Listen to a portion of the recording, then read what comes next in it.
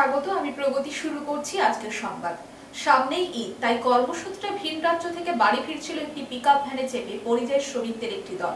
উড়িষ্যা থেকে মুর্শিদাবাদ ফেরার সময় পশ্চিম মেদিনীপুর জেলার চন্দ্রকোনার কেঠিয়া এলাকায় নিয়ন্ত্রণ হারিয়ে নয়াঞ্জলিতে পড়ে যায় পিকআপ ভ্যানটি। এই ঘটনায় আহত হয় একাধিক শ্রমিক। সামনেই ঈদ, তাই কর্মসূত্রে ভিন রাজ্য থেকে বাড়ি ফিরছিল একটি পিকআপ ভ্যানে চেপে পরিযায়ী শ্রমিকদের একটি দল।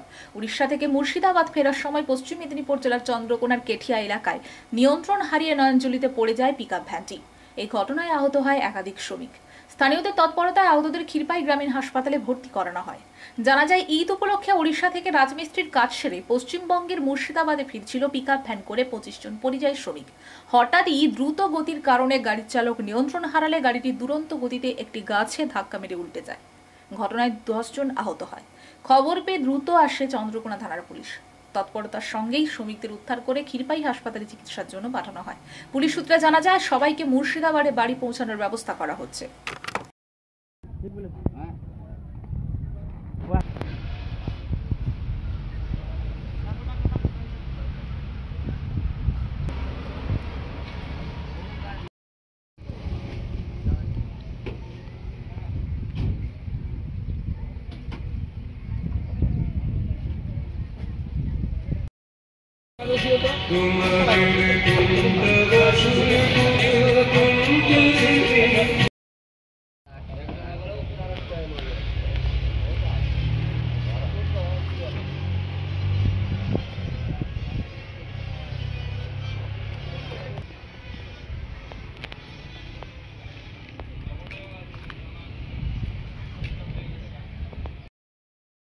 হয়েছিল বলতে আমরা উড়িষ্যা থেকে সবাই পরবে ঈদে ঘরে যাচ্ছিলাম। এটা সকালবেলা গাড়িটা যাই হোক ব্যতিক্রম হয়, ওই ড্রাইভারেরই ঘুম ধরুক আর যাই ধরুক, গাড়িটা ব্যতিক্রম গাছে দিয়ে লাগে, দিয়ে পাল্টি খেয়ে যায় গাড়িটা। কতজন ছিলেন গাড়ি? ছিলাম আমরা 29 জন। যাচ্ছিলেন কোথায়? যাচ্ছিলাম বাড়িতে, দেশে যাচ্ছিলাম। বাড়ি কোথায়? বাড়ি মুর্শিদাবাদ। কতজন ছিলেন গাড়িতে? ছিলাম 28-29 জন ছিলাম। ডেবরা বাজার সংলগ্ন হৈপদ এলাকায় শুক্রবার মধ্যরাতে এক অগ্নিকাণ্ডে এলাকায় ব্যাপক চাঞ্চল্য ছড়িয়ে পড়ে। ডেবরা বাজার সংলগ্ন হৈপদ এলাকায় শুক্রবার মধ্যরাতে এক অগ্নিকাণ্ডে এলাকায় ব্যাপক চাঞ্চল্য ছড়িয়ে পড়ে। স্থানীয় সূত্রে জানা গিয়েছে, হৈপদ এলাকায় অবস্থিত একটি ফলের দোকানে হঠাৎ আগুন লাগে। দাউ দাউ করে জ্বলতে থাকে পুরো দোকান। ঘটনায় পুরো এলাকা ধোঁয়ায় ঢেকে যায়। খবর ছড়িয়ে পড়তে আতঙ্কে ওই দোকানের আশেপাশের লোকজন ঘর ছেড়ে বাইরে বেরিয়ে আসে। পরবর্তীতে স্থানীয়রা ঘটনাস্থলে গিয়ে আগুন নেভানোর চেষ্টা করলে বিফল হন তারা। এরপর তড়িঘড়ি খবর দেওয়া হয় খড়গপুর দমকল বিভাগকে ও ডেবরা থানায়। খবর পেয়ে তড়িঘড়ি ঘটনাস্থলে উপস্থিত হয় ডেবরা থানার পুলিশ ও দমকলের একটি ইঞ্জিন।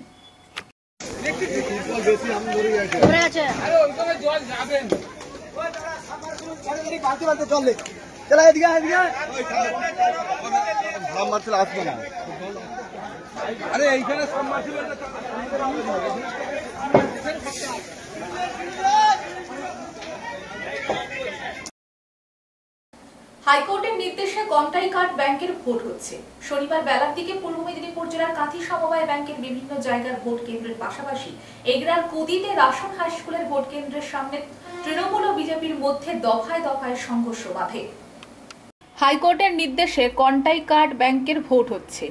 শনিবার বেলার দিকে পূর্ব মেদিনীপুর জেলার কাঁথি সমবায় ব্যাংকের বিভিন্ন জায়গার ভোট কেন্দ্রের পাশাপাশি এবার কুদিতে রাশন হাই স্কুলের ভোট কেন্দ্রের সামনে তৃণমূল ও বিজেপির মধ্যে দফায় দফায় সংঘর্ষ বাধে।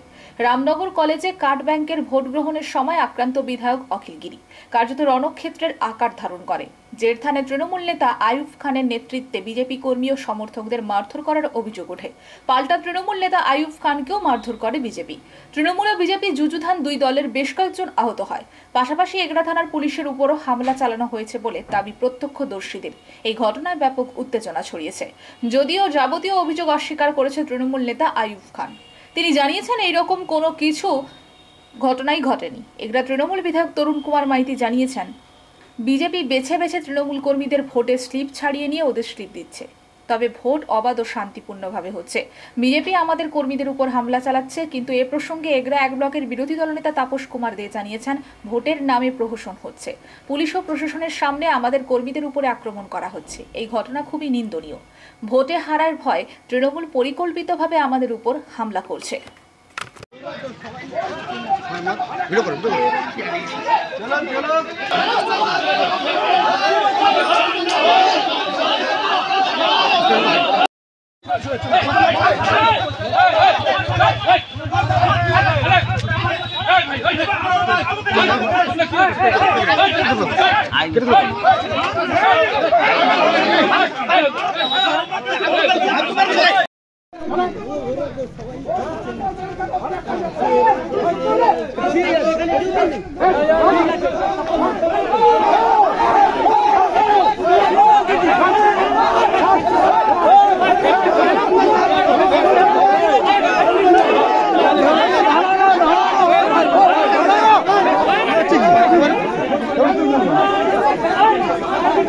ছবি তুলবো না স্যার।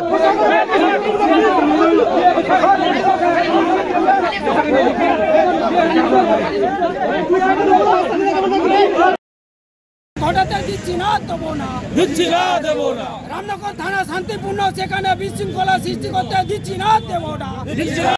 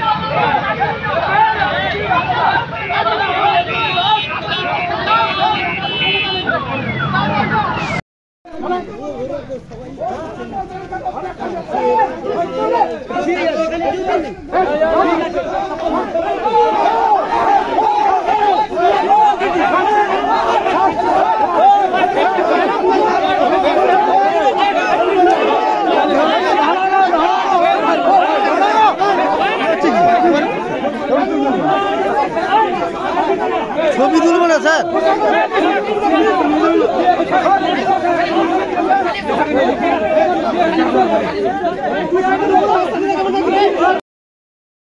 শান্তিপূর্ণ নির্বাচন ওরা ভণ্ডুল করার চেষ্টা করছে। বিজেপি প্রার্থীর কোনো অস্তিত্ব নেই। পুলিশ আমাদের ভোটারকে বাধা দিচ্ছে। পুলিশ কি পারে দাদা এটা করতে, ভোটারকে বাধা দেওয়া? পুলিশ কখনোই পারে না, যেহেতু ওখানে রিটার্নিং অফিসার আছে। তাদের কাছে আমরা বলতে গেছি যে এইসব ওটা ভোটারকে বাধা দিচ্ছে, সে কথা বলছে। সত্ত্বেও পুলিশ ডিএসপি ডিএমটি তিনি খুবই অসুবিধা করেছেন। তিনি তার পুলিশ বাহিনী নিয়ে আমাদের অরিজিনাল ভোটারকে খুব বাধা দিচ্ছে।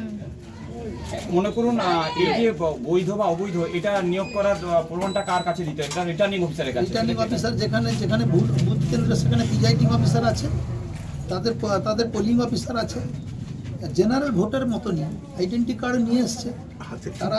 তাদের যে ভোটার সেটা সিরিয়াল নম্বর বলবে, তার ভোটার সে সিরিয়াল নম্বর বললে তাদের ভোটার আইডেন্টি কার্ড আছে, তারা ভোটটা দিয়ে চলে যাবে। সেইটাই বাধা দিচ্ছে ডিএসপি। এখন কয়েক জায়গায় ব্যথা বা ফোলা বলে মনে হচ্ছে, ডান হাতের খুনুইটা ব্যথা লাগছে। কার্ড ব্যাংকে ভোট হচ্ছে, তো সেক্ষেত্রে সকাল থেকে দফায় দফায় উত্তেজনা, একে অপরের বিরুদ্ধে মারধরের অভিযোগ উঠছে, কি বলবেন?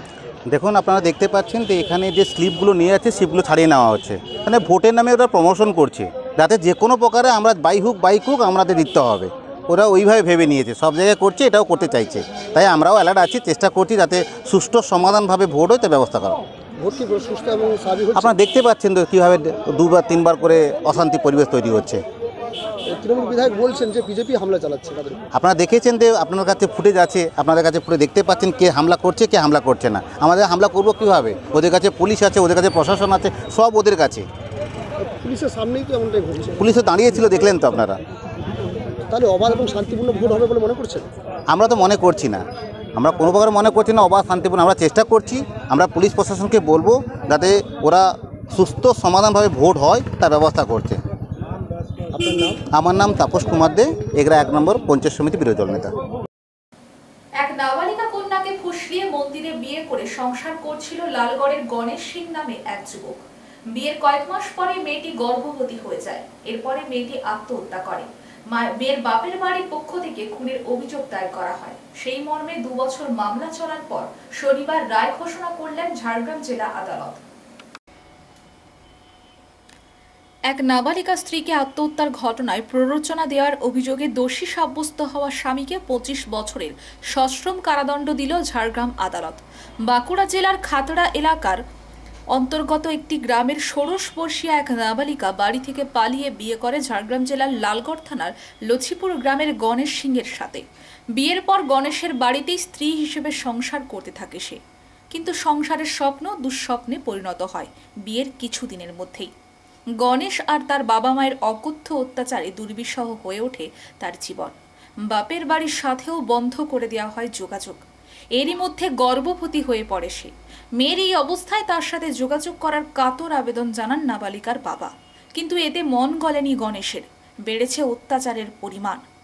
গত 26শে এপ্রিল 2024 সালে শ্বশুর বাড়ির নজর এড়িয়ে কোনোভাবে বাবার সাথে যোগাযোগ করে মেয়েটি। অত্যাচারের কথা বলতে বলতেই হঠাৎ ওপার থেকে কেটে দেওয়া হয় ফোন, আর মেয়েকে ফোনে পাননি বাবা। তারপরের দিন গণেশ শ্বশুর বাড়িতে জানায় যে মেয়ে হাসপাতালে ভর্তি আছে। তারপরেই লালগড় থানা থেকে মেয়ের আত্মহত্যার কথা জানতে পারেন বাবা মা। বুঝতে অসুবিধা হয়নি মেয়ের ওপর গণেশ ও তার পরিবারের অকথ্য মানসিক ও শারীরিক নির্যাতনের ঘটনা, যা সহ্য করতে না পেরে আত্মহত্যার পথ বেছে নিয়েছিল হতভাগিনী। নাবালিকার মায়ের লিখিত অভিযোগের ভিত্তিতে তদন্তে নামে লালগড় থানা। গ্রেপ্তার করা হয় অভিযুক্ত গণেশ সিংকে। তার বিরুদ্ধে আত্মহত্যার প্ররোচনা, পক্ষসহ একাধিক ধারায় শুরু হয় কেস। তদন্তের ভার দেওয়া হয় লালগড় থানার এসআই স্বপন কুমার সেনকে। তদন্ত শেষে দ্রুত ঝাড়গ্রাম আদালতে চার্জশিট দাখিল করেন তদন্তকারী অফিসার। শুরু হয় বিচার পর্ব। কেস শুরু হওয়ার 1 বছরের মধ্যেই শুক্রবার নাবালিকা স্ত্রীকে আত্মহত্যা করার জন্য প্ররোচনা দেওয়ার অভিযোগে অভিযুক্ত স্বামী গণেশ সিংকে দোষী বলে সাব্যস্ত ঘোষণা করে ঝাড়গ্রাম জেলা আদালত। শনিবার ঝাড়গ্রামের দ্বিতীয় এডিজে কোর্টের ভারপ্রাপ্ত বিচার দোষী সাব্যস্ত হওয়া অভিযুক্ত গণেশ সিংকে 25 বছরের সশ্রম কারাদণ্ডের নির্দেশ দেন, যার ফলে তদন্তকারী অফিসারের নিখুঁত তদন্ত এবং ট্রায়াল মনিটরিং সেলের তৎপরতাকে ঝাড়গ্রাম জেলা পুলিশের পক্ষ থেকে কুর্নিশ জানানো হয়।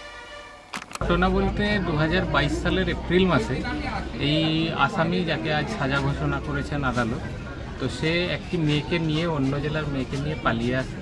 তাকে মন্দিরে বিয়ে করে এবং তারপরে ওর বাড়িতে ও ওই মেয়েটি ওর বাড়িতেই ছিল এবং এই থাকার ফলে তার গর্ভবতী হয়ে যায় মেয়েটি, এবং গর্ভবতী হওয়ার পরে ওর উপরে নির্যাতন শুরু হয় এবং তারপরে এই মেয়েটি আত্মহত্যা করে 26/4/2024, এবং এটা তারপরে তার বাবা মা জানতে পেরে 27 তারিখ তারা আসেন এবং তারপরে এই থানায় অভিযোগ জানানো হয়। অভিযোগ জানানোর পরে পুলিশ তদন্ত প্রক্রিয়া দুটো শেষ করে চার্জশিট জমা করে। পুলিশ সহ ডাক্তার এবং চার্জশিটটা কবে জমা করে সহ মোট 12 জনের সাক্ষ্য গ্রহণ করেছে আদালত।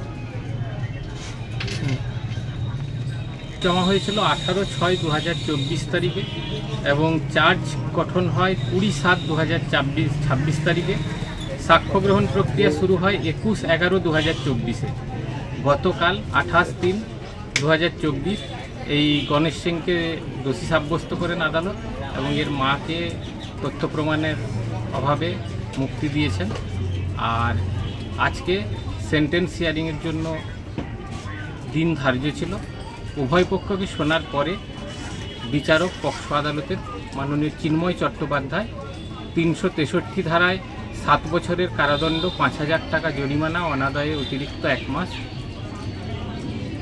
366 ধারাতে 10 বছরের কারাদণ্ড, পক্সো আইনের 6 ধারায় 25 বছরের কারাদণ্ড এবং 25,000 টাকা জরিমানা, অনাদায়ে 6 মাস, প্রোহিবিশন অফ চাইল্ড ম্যারেজ অ্যাক্টের 9 ধারায় 2 বছরের কারাদণ্ড, 50,000 টাকা জরিমানা এবং এই ফাইনের টাকা যদি আসামি দেয় তাহলে সেটা ভিকটিমের ফ্যামিলি পাবে। এছাড়া সরকারের, গভর্নমেন্ট অফ ওয়েস্ট বেঙ্গলের কম্পেনসেশন ফান্ড থেকে 3 লক্ষ টাকা ভিকটিম ডিসিজদের ফ্যামিলিকে ক্ষতিপূরণ দেওয়ার নির্দেশ দিয়েছেন আদালত। কতজন সাক্ষী দিয়েছেন? এখানে পুলিশ সহ 12 জন সাক্ষী দিয়েছেন, যার মধ্যে একজন বিডিও আছে। কোন থানায় অভিযোগ করেছিলেন? লালগড় থানা। এই মামলাটি কবে শুরু হয়েছিল? মামলাটা শুরু হয়েছিল 28/4/2024 তারিখ। আর চার্জশিট কবে জমা দেওয়া হয়েছিল? চার্জশিট দেওয়া হয়েছিল 18/6/24 তারিখে। আর এটা চার্জ ফ্রেম কবে শুরু হয়? চার্জ ফ্রেম শুরু হয়েছিল 20/7/2024 মামলাটা কিসের ভিত্তিতে নিয়ে আসা হয়েছিল? মামলাটা এই আসামি গণেশ সিং সে অন্য জেলার একটি মেয়েকে, যেটি নাবালিকা ছিল, তাকে নিয়ে চলে আসে এবং মন্দিরে বিয়ে করে বাড়িতে সংসার করছিল, তাকে রেখেছিল। তো এর ফলে ওই মেয়েটি গর্ভবতী হয়ে যায় এবং পরবর্তীকালে তাদের মধ্যে অশান্তি শুরু হয় এবং অশান্তি শুরু হওয়ার পরে ওই মেয়েটি আত্মহত্যা করে। মেয়েটি তখন বয়স কত ছিল? মেয়েটি নাবালিকা ছিল। পাঁশকুড়া থানা এলাকায় রঘুনাথপুরে এক বৃহন্নলা খুনের অভিযোগ তুলে আরেক এক বৃহন্নলার বিরুদ্ধে। সেই অভিযোগে পাঁশকুড়া থানায় অভিযুক্তদের গ্রেপ্তারের দাবিতে তারা বিক্ষোভ দেখান। পুলিশ অভিযোগের ভিত্তিতে 5 জন অভিযুক্তকে গ্রেপ্তার করে। শনিবার তাদের তমলুক আদালতে তোলা হয়। এই ঘটনায় এলাকায় চাপা উত্তেজনা রয়েছে।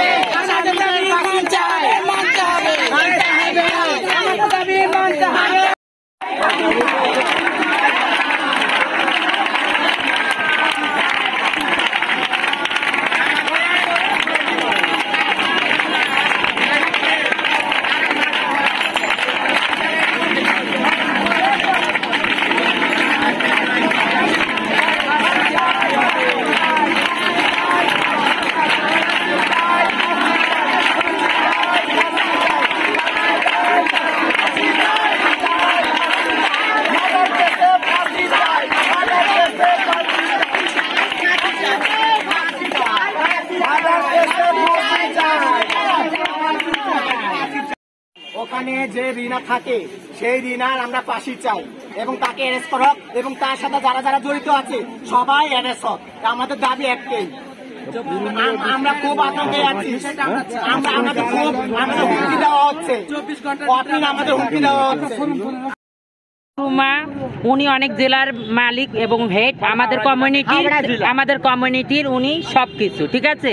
ওনাকে খুন করার জন্য রঘুনাথপুর থেকে যে রিনা হিজড়ে রঘুনাথপুরে বসবাস করে সে লোক ভাড়া করে সন্ত্রাস ভাড়া করে ওনাকে মারার প্ল্যান করেছে। কারণটা হয়েছে আমরা পুরুলিয়া জেলা, রঘুনাথ বাঁকুড়া জেলা, দাসপুর জেলা, ঝাড়গ্রাম জেলা, হাওড়া জেলা, এগুলার হেড হচ্ছে উনি। ওনার আন্ডারে আমরা সবাই থাকি। তারপরে এগুলা নিয়ে এলাকা নিয়ে রঘুনাথপুরে যে হিজড়ে আছে ও আমাদের কমিউনিটির না, ও সন্ত্রাসগিরি করে।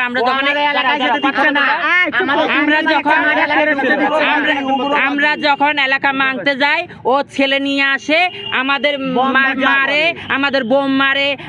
এই নিয়ে আমরা পুরুলিয়া থানাতে আমরা সদর থানাতে কমপ্লেইন দিয়েছি, কেস দিয়েছি যে রঘুনাথপুরে থাকে রিনা ওর নামে। ওই নিয়ে ও কি করেছে, এখন ওনাকে মারার প্ল্যান করেছে, লোক ঠিক করেছে, 5টা ছেলে ঠিক করেছে আর টাকা পয়সা দিয়ে ওনার নামে সুপারি দিয়েছে 2 জনের নামে। ওনার নাম পূজা মাসি, আমাদের গুরুমা, আমাদের 5 জেলার হেড উনি ঠিক আছে। ওই নিয়ে ওনাকে শাকিলা মাসিও আছে ওনার নামে আর পূজা মাসির নামে টাকা দিয়ে মারার প্ল্যান করেছে কে, রিনা, যে রঘুনাথপুরে থাকে। ও উগ্রবাদী, ওর বিচার চাই। ও আমাদের কমিউনিটির কেউ না। আমরা এই নিয়ে এখানে এসছি, যারা মানে মারতে এসছে পুলিশ তাদের ধরেছে। আর যে মেন আসামি রঘুনাথপুরে থাকে রিনা, আমরা ওর ফাঁসি চাই, ওর অ্যারেস্ট চাই। ওর সাথে যারা আছে এখানে আসা, যেটা আমাদের মেন আমাদের যে আছে তার ফাঁসি চাই, রিনার ফাঁসি চাই। এই রিনা হিজড়া বলে যে রঘুনাথপুরে বাস করে, উনি দীর্ঘদিন ধরে গুন্ডা বদমাইশ নিয়ে খুবই গুন্ডাগিরি করে। তো এবারে আমাদের এলাকা আমরা সুস্থভাবে মাংতে পাই না। কিছু দুষ্কৃতি নিয়ে মার্ডারের ধমকি দেয় এবং মার্ডার করতে এসে লাস্ট পর্যন্ত আমার পাঁশকুড়া থানা ওনাকে অ্যারেস্ট করেছে আর আমার ফটো পর্যন্ত পেয়েছে এই রিনা হিজড়ার আমরা ফাঁসি চাই, বিচার চাই। আর এদের সঙ্গে আর কে কে জড়িত আছে, হ্যাঁ, তাদেরও আমি বিচার চাই, তাদেরও তদন্ত হোক।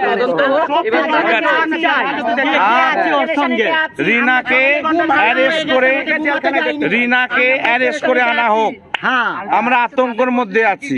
ঘটনা কবে হয়েছে? ঘটনা হয়েছে 24 তারিখে রাত্রেবেলা ওকে অ্যারেস্ট করা হয়েছে। কি ঘটনাটা হয়েছিল? ঘটনা হয়েছে ও মার্ডারের সুপারি দিয়েছিল। কাকে? আমার পূজাকে। আমার নাম পূজা ম্যাডাম, আমি দাসপুরে থাকি। আমার মালিক আছে, সুপারি দিয়েছিল 5খানা ছেলেকে দিয়ে।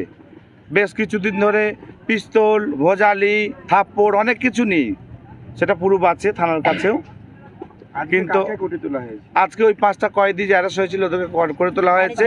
আর রিনা হিজড়া যারা সুপারি নিয়েছে ওদেরকে ধরা পড়েছে 5 করে তা না। আর যে সুপারি দিয়েছে কতজন মানুষ আছে সেগুলোকে অ্যারেস্ট করা হোক, ওদের ফাঁসির সাজা শোনানো হোক, এটাই আমার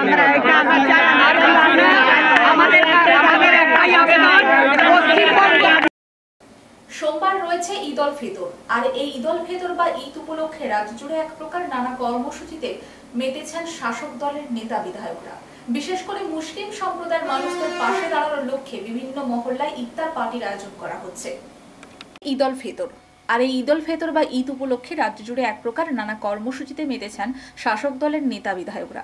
বিশেষ করে মুসলিম সম্প্রদায়ের মানুষদের পাশে দাঁড়ানোর লক্ষ্যে বিভিন্ন মহল্লায় ইফতার পার্টির আয়োজন করা হচ্ছে। বিধায়করা মাথায় টুপি পরে তাদের ইফতার পার্টিতে যোগ দিচ্ছেন। এমনকি বিভিন্ন ক্লাবের পক্ষ থেকে নতুন বস্ত্র তুলে দেওয়া হচ্ছে বিভিন্ন মানুষদের হাতে। শনিবার সাবড়া এলাকায় একটি ক্লাবের উদ্যোগে নতুন বস্ত্র তুলে দেওয়া হয় বেশ কিছু মানুষের হাতে। হাজির ছিলেন এলাকার বিধায়ক বিক্রম প্রধান, ব্লক সভাপতি ইফতেখার আলী সহ প্রমুখ। ঈদ উপলক্ষে প্রতিটি বাজারে ভিড় লক্ষ্য করা যায়। 1 মাস রোজা পালনের পরে সোমবার খুশির ঈদ পালন করবেন সকলেই। আমরা বহু রাস্তা করেছি, আগে এত রাস্তা ছিল না। যে রাস্তা এখন আমার চোখে পড়ে অনেক মোরাম রাস্তা, মাটির রাস্তা আছে একদম সবগুলো। আমরা সামলাতে চাইছি যে কোনো একটা মাটির বা মোরামের রাস্তা যেন না থাকে। সব রাস্তা, এই সব রাস্তাগুলো আপনারা চিহ্নিত করে 1-2 করে কোথায় শুরু হবে কোথায় শেষ হবে আপনার দিন আমি একটা দপ্তরে আমি জানাবো এবং অনুরোধ করবো যাতে এই সংখ্যালঘু এলাকায় একটাও যাতে মাটির রাস্তা না থাকে বা মোরামের রাস্তা না থাকে। আমাকে ঈদের পরে আপনার দিন আমি রেডি করছি। রমজান মাসে অনেক গরিব মানুষ আছেন যারা খেতে খান, তারা এই উৎসবে নূতন বস্ত্র তারা পরিধান করতে পারেন না। তাই কিছু কিছু স্বেচ্ছাসেবী সংগঠন আমাদের দলের পক্ষ থেকেও আমাদের কোথাও কোথাও আমরা সামান্য হলেও মানুষের কাছে আমরা তুলে দেওয়ার চেষ্টা করেছি। আমি আমার বিধায়কের যে বস্ত্র আমি পেয়েছিলাম আমাদের মাননীয় মুখ্যমন্ত্রী মমতা বন্দ্যোপাধ্যায় যেগুলো পাঠিয়েছিলেন, আমি সেগুলো যেহেতু আমাদের 13টা ওজন আমি সেটা ভাগ করে দিয়েছিলাম। আপনারা সবটা হয়তো সব জায়গায় 10 বছর ধরেই চলছে তার স্বামীর খোঁজ খবর। এই মুহূর্তে হয়তো শেষ পর্যায়ে এসে পৌঁছেছে।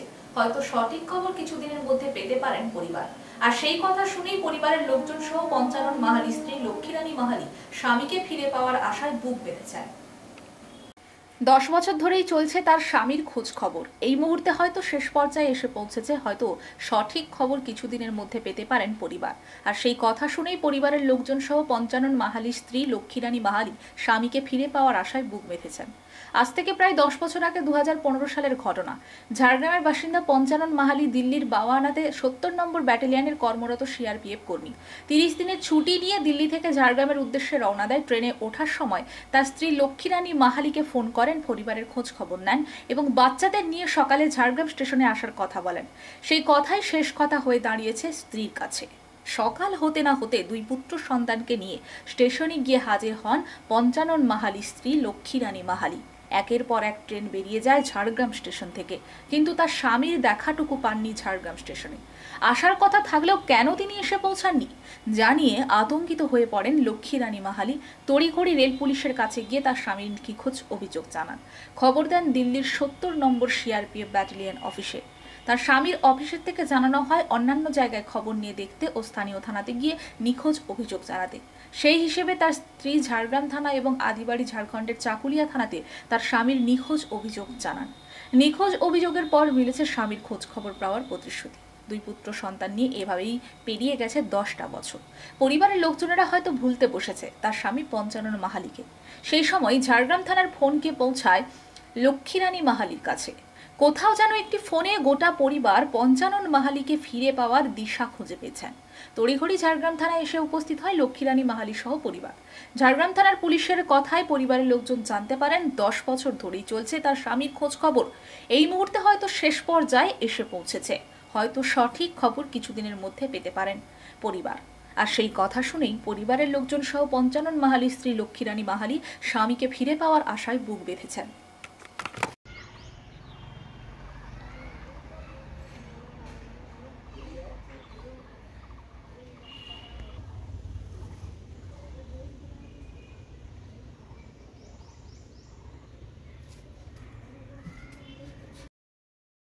যখন চাকরি তখন ফোন করেছে যাচ্ছি, হ্যাঁ তারপরে ফোন করছে না না, ও তো ওখানে তো পুরুষোত্তম 10:30টায় দিল্লিতে, তো বললো মানে যখন কিছুটা হয়ে আসে রাস্তা। আপনার নাম? আমার নাম লক্ষ্মী রানী মাহালি। কতদিন হয়েছে আপনার স্বামীকে এখনো খোঁজ খবর পান? এখন আমার 15 সালে নিখোঁজ হয়েছে, প্রায় 10 বছর হয়ে গেল। এই মুহূর্তে কি জানতে পারছেন? পুলিশ প্রশাসন কি খোঁজ খবর করছে? হ্যাঁ, এই মুহূর্তে জানতে পারছি যে ঝাড়গ্রাম থানার পুলিশ খোঁজ খবর চালিয়ে যাচ্ছে, বা আমি গিয়েও খোঁজ নিলাম যে না, ওরা আমার এটা আবার গুরুত্বপূর্ণ দিয়ে করে চালাচ্ছে খোঁজটা, যে যাতে আমার স্বামীকে মৃত বা জীবিত যাই হোক দুটোর একটা যে কোনো একটা তো চেষ্টা চালাচ্ছে দেওয়ার জন্য। আর এইদিকেও কাগজপত্রের জন্য 10 বছর তো হয়েই গেল, তো কাগজপত্র তো আমার অনেক কিছু ওখানে জমা আছে, গাড়ি করা আছে, আর ওইগুলোর জন্য পুলিশ চালিয়ে যাচ্ছে। আর এখন আরো বেশি বেশি গুরুত্বপূর্ণ দিয়ে ঝাড়গ্রাম থানার পুলিশ চালাচ্ছে। আমাকে ফোনে ডেকে নেয়, কি করছে না করছে সমস্ত কিছু বলে দেয়। আর এই জন্যে আমি আপনাদেরকেও বলছি যে আমার এই খবরটা সব দিকে প্রচার হয়ে গেছে। বেলদাতে উদ্বোধন হলো ক্রিকেট টুর্নামেন্টের। পশ্চিম মেদিনীপুরের নারায়ণগড় ব্লকের বেলদাতে কিশোর সংঘ ক্লাবের উদ্যোগে 2য় বর্ষের ক্রিকেট টুর্নামেন্ট কিশোর কাপ আয়োজিত হলো, যার শুভ উদ্বোধন হলো শনিবার বেলদা গঙ্গাধর একাডেমির মাঠে। মোট 8টি দল অংশগ্রহণ করেছে এই খেলায়। রবিবার রয়েছে ফাইনাল খেলা। বিডিও একাদশ বনাম বেলদা সিনিয়র একাদশের প্রীতি ম্যাচের মধ্য দিয়ে ক্রিকেট টুর্নামেন্টের উদ্বোধন করা হয়। এবার ব্যাট হাতে বেলাহাটের 2 গ্রাম পঞ্চায়েতের উপপ্রধান মহোদয় সম্মানীয় রবীন্দ্রনাথ অধিকারী মহোদয় ব্যাট হাতে।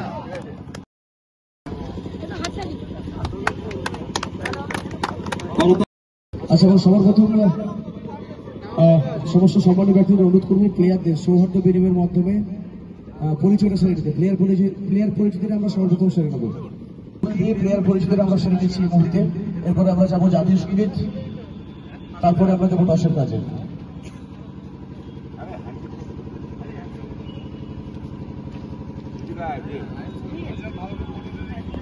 স্বাগত সবাইকে বেলদা কিশোর কাপ 2025, যার শুভারম্ভ হতে চলেছে বেলদা গঙ্গাধর একাডেমির ক্রীড়াঙ্গনে। এই মুহূর্তে বেলদা সিনিয়র একাদশ, অপরদিকে বেলদা বিডিও একাদশ একে অপরে সৌহার্দ্যপূর্ণ এক পরিবেশে এক প্রদর্শনীর মধ্য দিয়ে, প্রীতি আন্তরিকতার মধ্য দিয়ে কিশোর কাপের শুভারম্ভ করবেন আমাদের সম্মানীয় ব্যক্তিবর্গ বেলদা গঙ্গাধর একাডেমির সম্মানীয় প্রধান শিক্ষক কার্তিক চন্দ্র আচার্য মহোদয়। আনন্দপূর্ণ উপস্থিতি যার ঘটেছে সম্মানীয় সহপ্রধান শিক্ষক বিজন ষড়ঙ্গী মহোদয় আমাদের মাঝে রয়েছেন। সেই সঙ্গে উপস্থিত হয়েছেন আমাদের অভিভাবক সম রবীন্দ্র দাস অধিকারী মহোদয়। কিশোর কাপ 2025 তৃতীয় বর্ষে পদার্পণ করল কিশোর কাপ। বেলদা তথা পশ্চিম মেদিনীপুর জেলার এক ঐতিহ্য হয়ে ওঠা ক্রিকেটের আয়োজন কিশোর কাপ।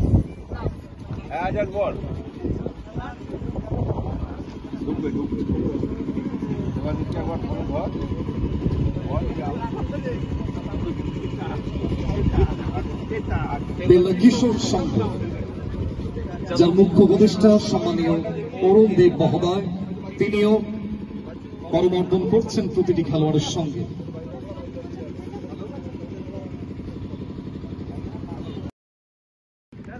মাঠকে ভালোবেসেছে, খেলার জগৎকে ভালোবেসেছে। অপরদিকে ব্যাট হাতে সম্মানীয় প্রধান শিক্ষক কার্তিক চন্দ্র আচার্য মহোদয় এবং সফলভাবে ব্যাটে হাতে এগিয়ে যাবেন। অপরদিকে ব্যাট হাতে সম্মানীয় বিজন ষড়ঙ্গী মহোদয়।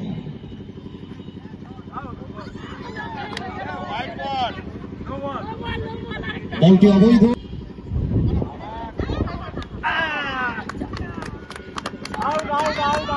বিজন ষড়ঙ্গী এবার ব্যাট হাতে বেলাহাটে 2 গ্রাম পঞ্চায়েতের উপপ্রধান মহোদয় সম্মানীয় রবীন্দ্র দাস অধিকারী মহোদয় ব্যাট হাতে। সংবাদ এই পর্যন্ত। নমস্কার।